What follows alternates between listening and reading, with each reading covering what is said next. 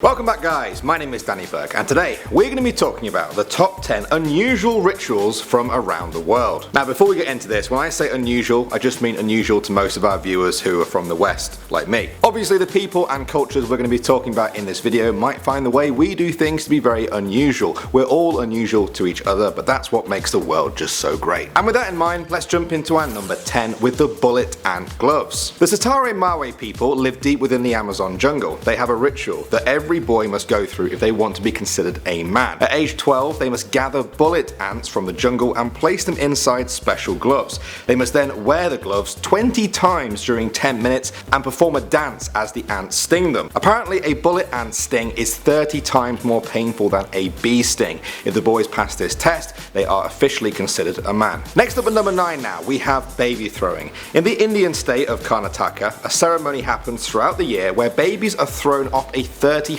rooftop and land safely in a blanket below. It's said to bring good luck, health and prosperity to the baby. Now this tradition is thought to date back almost 700 years. In recent years there have been numerous complaints by child welfare groups, but some locals say it's their religious duty to attend the ceremony. Moving on to number 8 now, we have the bathroom ban. The Indonesian Tidong people have a wedding tradition where the bride and groom aren't allowed to go to the bathroom and use the toilet for 3 whole days after the marriage takes place. The people believe that if a couple uses the bathroom, they will have a terrible marriage that may even involve their children dying at a young age. For those 3 days, they are given small amounts of food and water and are watched over by people to make sure they don't break the bathroom ban. When they complete it, they are bathed and allowed to go on with their normal lives. Alright, at the number 7 spot now, we have the sky burial. This is practiced by Tibetan Buddhists. When one of their own dies, there is no burial or cremation, they are fed to the animals, mainly birds. For Buddhists, there is no need to preserve or protect a dead body, it's now just an empty vessel. The only important part of a person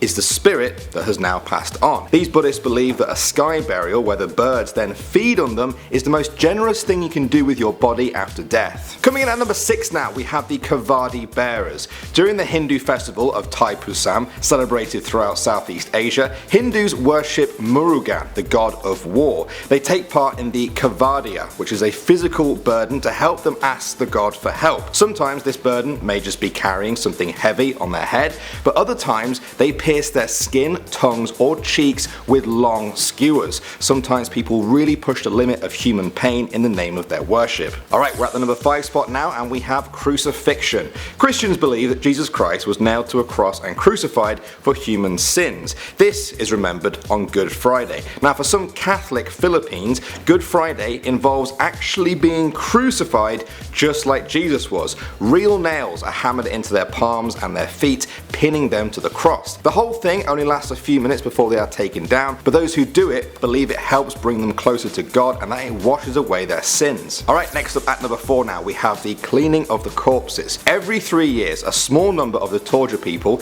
in Indonesia dig up their dead relatives to wash them and change their clothes. It's said to be a celebration of life. The people believe that spirits will reward them for taking good care of their dead. Now it's not actually uncommon for children who die to be dug up and go through the whole washing and dressing ceremony as well. Sometimes the funeral for a person there isn't held until years later when a family can afford a proper funeral, at which point the body is dug up. Coming in at number 3 now, we have finger cutting. This belongs to the Dani tribe of Indonesia. When someone there dies within their community, it's common practice for their female relatives to cut off their own fingers as a sign of love, respect and grief over the death. The fingers are then buried with the deceased to represent the body and soul that will always live on. The practice has fallen out of tradition a bit in recent years, but many of the older people in the community still have the fingerless scars to prove it happened. Alright, next up at number 2 now, we have vine jumping. This ritual is performed by men of Pentecost Island in the Pacific Ocean who jump off wooden towers up to 100 feet tall with only 2 tree vines wrapped around their ankles. They believe that the dive will help enhance their health and strength, and that a successful dive can remove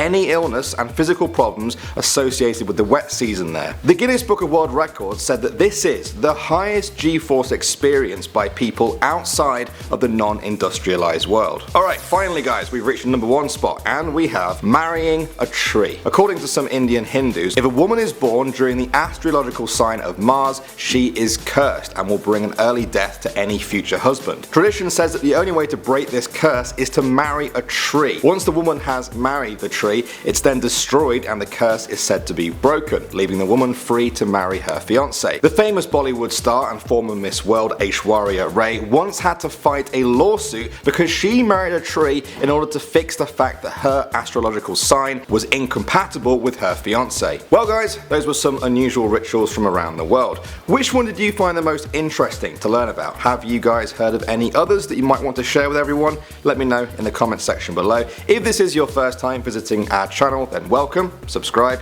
My name is Danny Burke, and I'll see you all in the next video.